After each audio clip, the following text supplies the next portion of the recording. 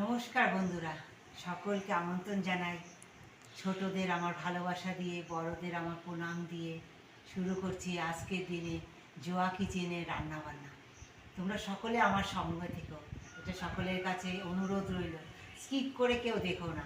অনেক রকম তো রান্না সকলে করো, কিন্তু খুব কম তেলে সাধারণভাবে কিভাবে আমি একটা জিনিস অনেক সুস্বাদু করে তুলি, সেটা আমার সঙ্গে থেকে তোমরা একবার দেখো। এবং তোমাদের ভালোবাসা দিলে নিশ্চয়ই প্রতিদিন এইভাবে তোমাদের সঙ্গে আমি বিভিন্ন রকম রান্না শেয়ার করতে পারবো। তার জন্য দেখো আজকে নিয়ে এসেছি বেগুনে পুর ভরা রেসিপি করব। হ্যাঁ, এটা আমি কি করে করি তোমরা দেখো। তোমাদের তো বললাম যে আমি বেগুনের পুর ভরা রেসিপি করব।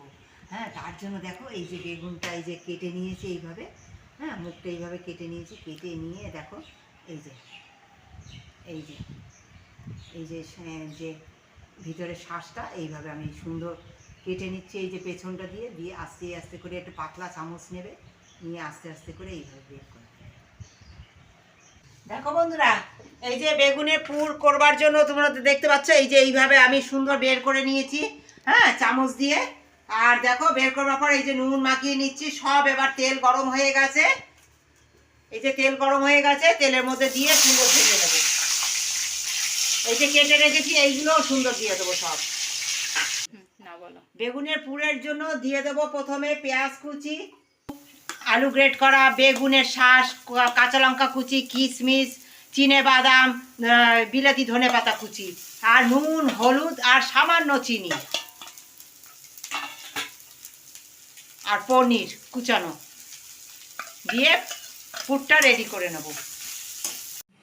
দেখো বন্ধুরা, এই যে সুন্দর তৈরি হয়ে গেছে আমার পুরটা। এই যে সামান্য একটুখানি গরম মশলা ছড়িয়ে দিয়ে আমি এটা মেখে নিয়ে এই যে ভাজা বেগুন সুন্দর আস্তে আস্তে একটু ভরতে হবে, কারণ তোমরা তো জানো বেগুন খুব নরম জিনিস। হ্যাঁ, দেখো ঠেসে ঠেসে ভরবো, কিন্তু ভরার সময় খুব সাবধানে ভরতে হবে।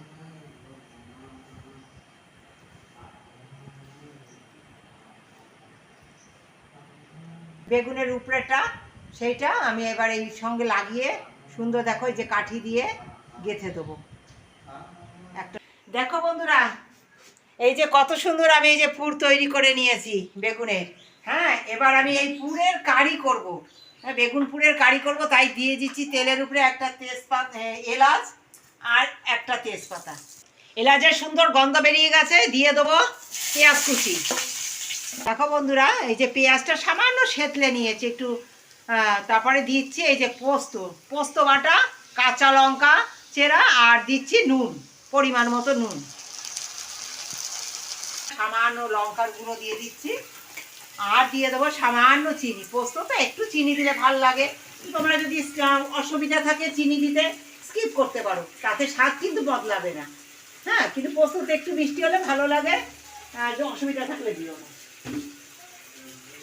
আর সামান্য জল দিয়ে এবার আমি একটু কষাবো, একটু পোস্তটা একটু কষিয়ে নেব। তোমরা তো দেখতে পাচ্ছ আমি কত কম তেলে এটা করছি। হলুদ দিলে কি হয় জানো বন্ধুরা, একটু তেল বেশি টানে। তোমরা যদি কম তেল মশলায় খেতে চাও না এই সমস্ত সুস্বাদু খাবার, তোমরা যদি হলুদ কম দাও দেখবে তেল কম লাগবে, তাতে তোমাদের সুবিধা হবে, খরচও বাঁচবে, শরীরের দিক দিয়েও ভালো। দেখো বন্ধুরা, সুন্দর মশলাটা কষিয়ে নিয়েছি, মশলা কষানো রেডি। এবার দিয়ে দেবো সামান্য জল, খুব বেশি জল লাগবে না। পুর ভরা বেগুনগুলো এবার আমার জল সুন্দর ফুটে গেছে, তৈরি হয়ে গেছে প্রায়। এবার নামাবার কিছু আগে আমি এই পুর ভরা বেগুনগুলো এর মধ্যে দিয়ে দেবো। কত সুন্দর লোভনীয় হয়েছে, কত দেখেছো, একদম কিন্তু সাধারণভাবে তৈরি করেছি। তোমাদের যদি ভালো লাগে একবার ট্রাই করো, আর কমেন্ট করে জানিও এই সাধারণভাবে করে রান্নার রেসিপি কেমন লাগলো আমার। হ্যাঁ, আর তোমরা করে একবার করে খেয়ে দেখো, দারুণ দারুণ হয়েছে। হ্যাঁ, আর আমার পাশে থেকে প্রতিদিনের ভালোবাসা দিয়ে লাইক, শেয়ার এবং সাবস্ক্রাইব করো। আজকের জোয়া কিচেনের এই দিয়ে রান্না শেষ করলাম। তোমাদের ভালোবাসা দিয়ে প্রতিদিনের ভিডিওটি দেখো।